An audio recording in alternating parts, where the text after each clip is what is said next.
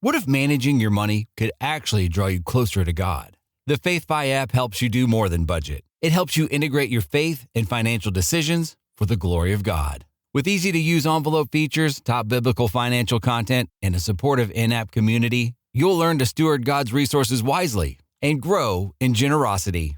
Download the FaithFi app today from your app store or visit faithfi.com and click app.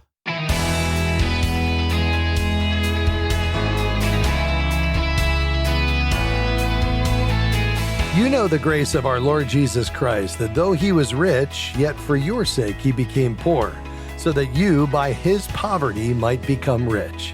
2 Corinthians 8:9. Hi, I'm Rob West.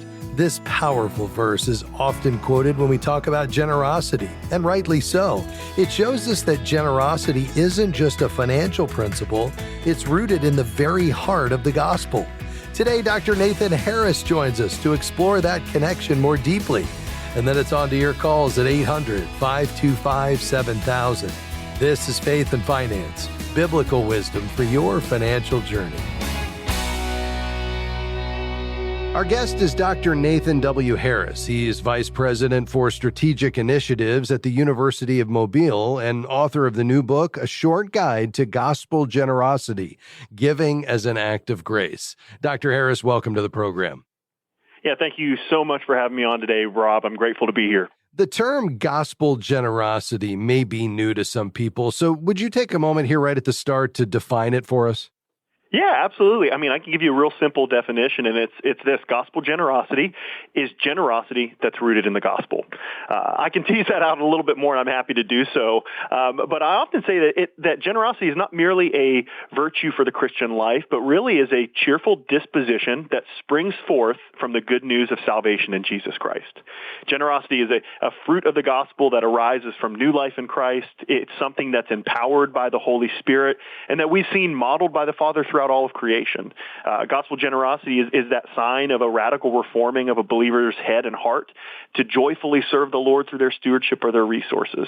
So the long story short, generosity for Christians is not just about giving, but it's about proclaiming and portraying the saving work of Christ in their life. Oh, that's powerful. I love the picture that gives of our generosity as an overflow of gratitude for what Christ has done on our behalf. Now, Dr. Harris, as we talk about giving, people naturally gravitate toward questions about the tithe. So let's go there. Are Christians called to tithe, or are we called to something greater? Yeah, really asking some tough questions to start this off. There's really no, there are few questions that can provoke a healthy debate like this one.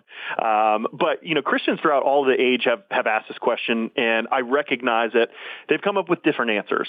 But for me, as I read both the Old Testament and the New Testament in my Bible, I can't help but conclude that tithing, specifically the requirement of 10%, is not a calling for Christians. And I know, that some listeners are going to be thinking, whew, I'm finally off the hook. I don't have to give. No, that's not the response that we want to have either. We aren't obligated to give. Christians see giving as an incredible gospel opportunity. So in a sense, we're called to something much greater than tithing. We're called to live our lives generously, humbly, selflessly, and with an eye and mind on the kingdom of God. Yeah, that's helpful. So how then should the gospel transform our hearts, our minds, and even our approach to managing money? I love that question. There's an old phrase that's often attributed to Martin Luther, the great reformer. Whether he said it or not doesn't matter as much as the content is just so true. And the quote says that there are three conversions in one's life: the conversion of the heart, the conversion of the mind, and the conversion of their pocketbook. And I think it was Spurgeon who later added that it was often the pocketbook that was the most difficult for conversion. And while I laugh at that, and we may be laughing when we hear those quotes, they should still cause us to pause and think. When we encounter Christ and put our faith in him, we experience a conversion of our heart. Our hearts are filled with the affections for Jesus. We desire to serve him. A heart of stone is replaced with that heart of flesh. We experience a conversion of mind, one that no longer thinks of the things of this world, but is thinking heavenward, as we read in Colossians. And if those things are true, spoiler alert, they are true, then all aspects of our lives experience conversion. And yet, in my experience, I've seen how people submit their lives to Christ while keeping their finances to themselves. So on one hand, they hold out Christ, and on the other hand, they hold their finances out as far as they can away from it. And I think it was Spurgeon, again, to quote him, he said something along the lines of that you can't hold on to Christ while also holding on to your money. So if the gospel transforms your mind, then your thinking isn't just on your wealth, it's on Christ. If the gospel transforms your heart, then your affections aren't for wealth, they're for Christ. So that gospel transformation that we experience when we come to Christ informs the way that we view money, steward it, save it, spend it, and yes, it informs even the way that we give it. Oh, that's powerful. What a picture of what our life should look like as a steward, a money manager of the King of Kings. Well, we've just scratched the surface, so we're going to have you back. But Dr. Harris, thanks for stopping by today. Yeah, thanks so much. That's Dr. Nathan Harris, author of A Short Guide to Gospel Generosity, Giving as an Act of Grace. Pick it up wherever you buy books. Your calls are next, 800-525-7000. We'll be right back.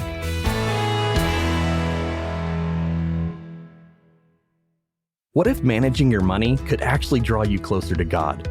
What would happen if we began to see God as our ultimate treasure? The FaithFi app helps you do more than budget. It helps you integrate your faith and financial decisions for the glory of God. With easy-to-use envelope features, top biblical financial content, and a supportive in-app community, you'll learn to steward God's resources wisely and grow in generosity. Download the FaithFi app today from your app store or visit faithfi.com and click app. Faith and Finance is grateful for support from Sound Mind Investing. For more than 30 years, they've offered financial wisdom for living well. SMI provides step-by-step guidance for do-it-yourself investors, from those just getting started to those getting ready for retirement. More information, including a short video webinar on profit and peace of mind no matter what's happening in the market, is available at soundmindinvesting.org.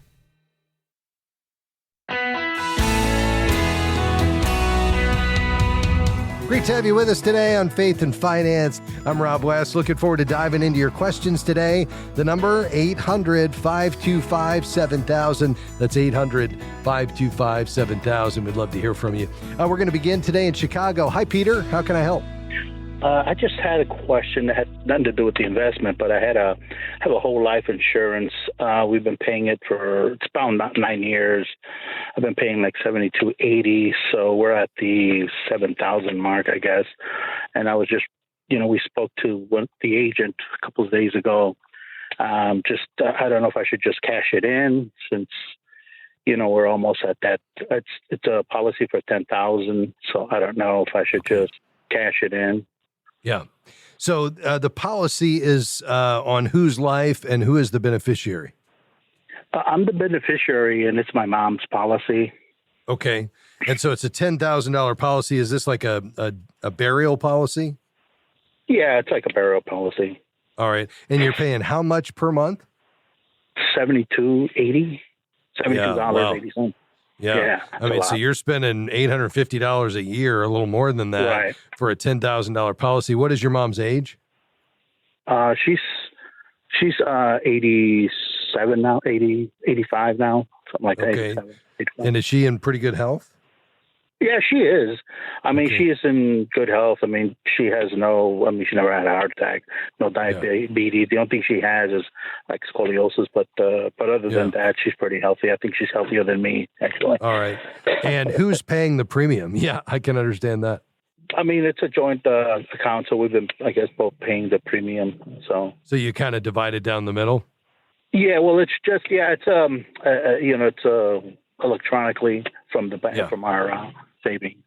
Okay. Yeah, I'll tell you, I mean, as long as you have the assets to cover the expenses, I would say, this is probably the time to cash it in. What is the cash value? Do you know right now? I think it's $2,400 from what I understood yesterday, a couple of days ago, conversation that we had. Yeah. So a couple of $1,000 they would give you? Yeah, $2,400, like 24. Okay, got it. Yeah, I mean, the average cost of a funeral with a burial is somewhere around $8,000 to $12,000. So I would just say if you've got, that those funds available. You spending, nearly $1,000 a year for this, and that could continue well into the future, especially if you could get not only, recoup $865 a year, but get $2,600 back out that kind of starts your savings. And if you just did nothing more than, add that $2,600 to a savings account and then put an extra, $1,000 a year in it, in not too long, you'd have your essentially $10,000 that you were going to have with this policy. And if she lives, into her 90s or beyond, you're in good shape to being able to afford this and recoup that money right now, which I suspect you could, do something with. So, I would probably be more inclined for you to go ahead and cancel it and take the cash value. Oh, okay. Yeah, because we were kind of leaning towards that. And then, afterward, we do have some savings and stuff like that saved up, and we keep just saving up. So, afterwards, I guess, she does want to be cremated anyway. So, okay. Yeah. And that, from a cost standpoint, that's going to be obviously more cost effective. A cremation with a memorial service is, somewhere around $3,000 to $7,000. So even less than that. So I think, you're in a situation where, again, you've got some money, you've got some sunk cost in here that you haven't collected on, but you've got some cash value. So taking that, putting it away, adding a couple of additional $1,000 to it, but then from that point forward, recouping that extra $1,000 a year in your budget between you and your mom, I think is a better use of that money personally. Yeah. Oh, okay. Okay. Thank you so much, Wes. I appreciate it. All right. Absolutely, Peter. God bless you, my friend. 800-525-7000 is the number to call. This is Faith and Finance, helping you see God as your ultimate treasure and manage money as a tool to accomplish his purposes. Let's see. We're going to go to Slorence in Chicago as well. How can I help? Hi, Rob. Thanks for taking my call. Absolutely. So, I was trying to save for my kids. I have 10 years and 8-year-old, and I opened a savings account that I've been putting some money in there. I have about $12,000 a piece in each. And I was wondering what is the best educational policy of investment account that I can use for them when they're ready for college. Got it.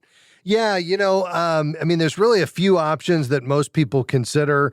One is called a 529 college savings plan. The other is called a Coverdell educational savings account.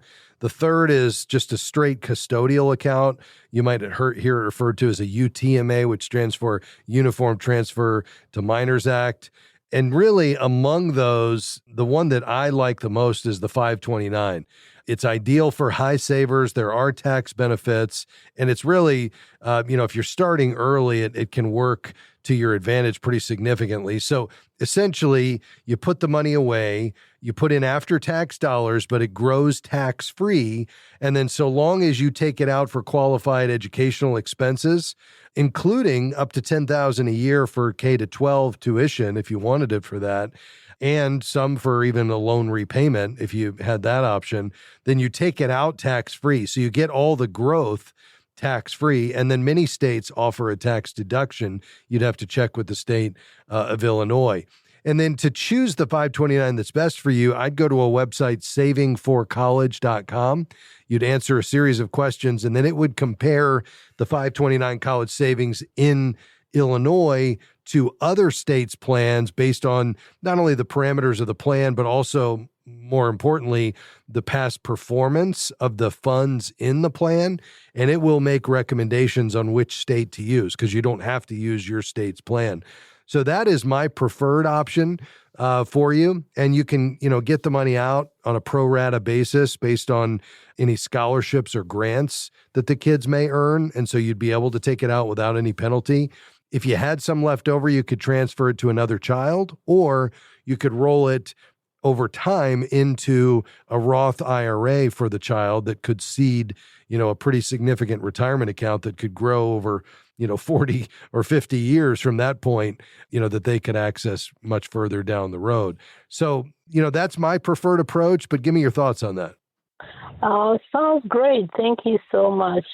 Okay, you're welcome. I was pretty new to the system, and I have been having thoughts, and I don't know what to do. So yeah, I've been listening to your program, and I decided to call in to get some Well, knowledge. I'm so Thank glad. you so much. Yeah, you're welcome. I mean, the only downside is with that savings account, the way you've got it, you've got basically you can use it for any purpose. And so if you decided that you want to give it to the kids to use for some other purpose other than college, you'd have freedom to do that. You're just not going to earn as much money if it sits in the savings account. And whatever you do earn, the taxes are going to be a drag on that. And so by getting the money into a 529, getting it invested, getting more conservative as you get closer to college, but getting that tax-free growth and then having the options to transfer it to another child or roll it forward into a Roth if you don't need it, or getting it out based on scholarships or grants, I think gives you ultimate flexibility. So again, that website to learn more, savingforcollege.com. Thanks for your call. Well, folks, we're going to head into our first break here in just a moment, but we do have some lines open today. So if you have a financial question, you'd love to wrestle with it, we'd love to talk to you about it. You can call 800-525-7000. We want to help you see God as your ultimate treasure and money a tool to accomplish God's purposes. Let's do that together as we talk about a biblical worldview of money right after this break. We'll be right back.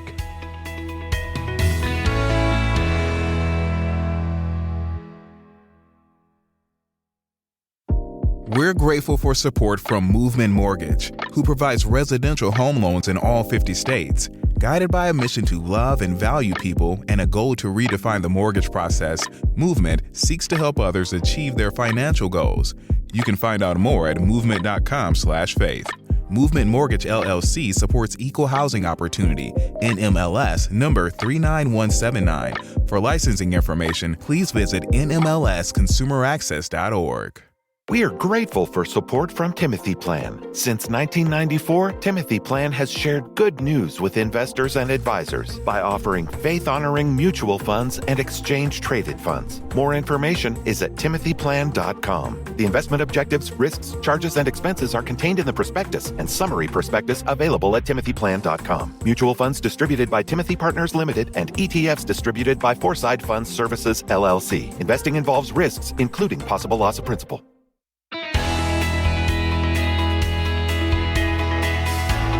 Great to have you with us today on Faith and Finance. I'm Rob West. We're taking your calls and questions today. 800-525-7000 is the number to call. That's 800-525-7000. We'd love to hear from you today.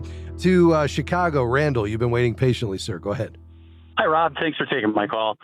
Question regarding Social Security. It used to be called a windfall provision, government pension offset. I believe that's no longer in effect, correct? Yeah, that's exactly right. Great. Would you have been subject to that? What type of work were you in? Firefighter, paramedic, 30 years, and then I worked in the private sector also. So I had my 40 quarters, in Social Security. So exactly. I heard the news, and I was like, I know you spoke on that before, and I was like, wow. So I figured just to check with you and see what your thoughts were. Yeah, that's exactly right. So that, of course, reduced Social Security benefits for those with pensions from jobs not covered by Social Security taxes, and that would include many firefighting roles. So essentially, that then reduced the amount that you were receiving from your benefit. Normally, I mean, it in some cases, it could be, between 40 and 90%. And so that could be, max reduction, I think, of around $600 a month. So it was repealed, in the Social Security Fairness Act that I think was signed into law the first week of January. And it eliminated not only the windfall elimination, but what's called the government pension offset, very similar, for benefits payable after December 2023. So there's a one-time payment that's made covering the windfall elimination reductions from January of 24 to December 24. And those started going out in February. I think those were supposed to have been completed by the end of March. Did you ever get that? No, I'm not eligible yet for that. Okay. So I just wanted information. I know some of the other colleagues of mine were eligible. Yeah. So for those that were already collecting benefits, they would have already gotten that. They sent over $7 billion in retroactive payments. And then for monthly benefits, it was starting in the April check for March benefits. So for those who, never haven't applied yet, it will just no longer be an issue whatsoever. Perfect. All right. Thanks for the information. Greatly appreciate it. Yeah, and thanks for your service as a first responder. We appreciate your call today, Randall. God bless you. El Paso, Texas is where Daniel's located. Go ahead, sir. Hi, Rob. Thank you for taking my call. I was calling because my wife and I are over 50. We do not have a retirement plan. My wife does not work, and we have a vacant lot that's worth about $45,000. And we're thinking of what we can sell it. Once selling it, what we can, invest it into to get ready for our retirement. Yeah. How far off is retirement for you guys? Oh, I'm 53, so I plan to work till I'm 70. So if everything goes well, so I think I got some time still. Yeah, absolutely you do. And, who knows what God's going to lead you to in that season of life. I don't think ceasing all productivity is part of God's plan. That may involve some work, even for pay, as you think about that. But certainly we should be setting aside something for the future. I totally agree about that. I think we just need to always be asking the question, how much is enough? But clearly in your case, you're kind of playing some catch up. So I think, the first question is, and we'll talk about this a lot, do you have surplus such that you could begin putting something away systematically, even beyond liquidating this property? I think, yeah. I mean, we can go into our budget and make some adjustments and start, putting, something in. We're kind of at that stage in life where, we're not really in debt, and we do have surplus, every month. Yeah. Yeah, I think that's important because your most powerful wealth building tool is your income. And so your ability to limit lifestyle, create surplus that allows you to sock something away, especially if you have a retirement plan. Do you have a retirement plan available at work? Well, the thing is that we had one at work, and it was I think a simple IRA is what they called it. And they stopped it they said that they stopped it for now, but they're going to restart it. We do have something in there, but at this point right now, they haven't activated it again. Okay. So at a very minimum, you guys should be putting away in a Roth IRA. And, you could do one for yourself, one for your wife, whether or not she's working. And, that would give you the ability, to start socking away some money on a tax favored basis. With the Roth IRA, it would allow you, as if you're 50 or older, you could put in $8,000. So that'd be $16,000 for the two of you. You could open an account at, let's say, Fidelity or Schwab and just set up an automatic contribution.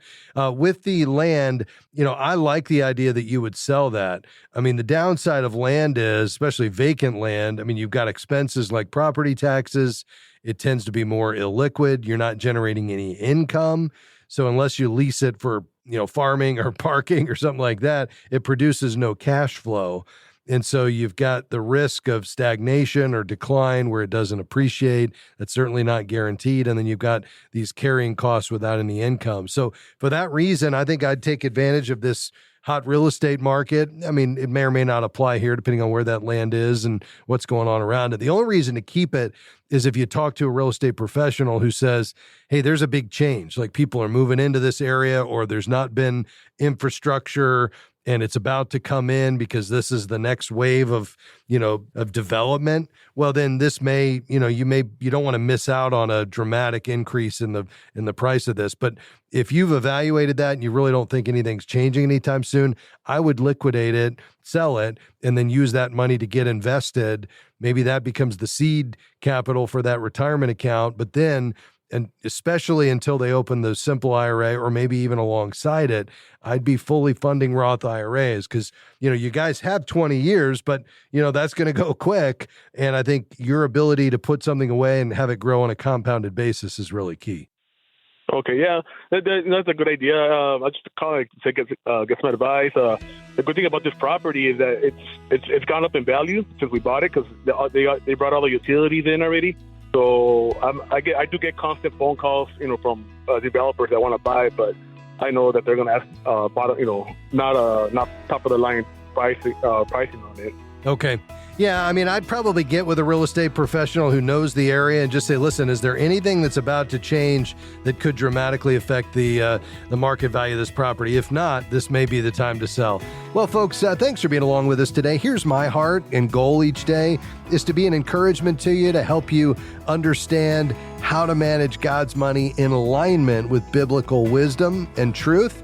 Hey, if you'd like to support our work, perhaps you want to help us reach more people with this message, or maybe you've found something helpful in your own financial life, the way to do that is to become a Faith Fi partner. These are men and women who support us at $35 a month. And as a thank you, we send you 4 issues of our magazine, Faithful Steward, and pre-release copies of our studies and devotionals, including our next study, Wisdom Over Wealth, on the book of Ecclesiastes. A big thanks to my team today, Devin, Sandy, and Jim. If you want to become a partner, just go to faithfi.com and click Give, and we'll see you tomorrow. Faith and Finance is provided by Faith Fi and listeners like you.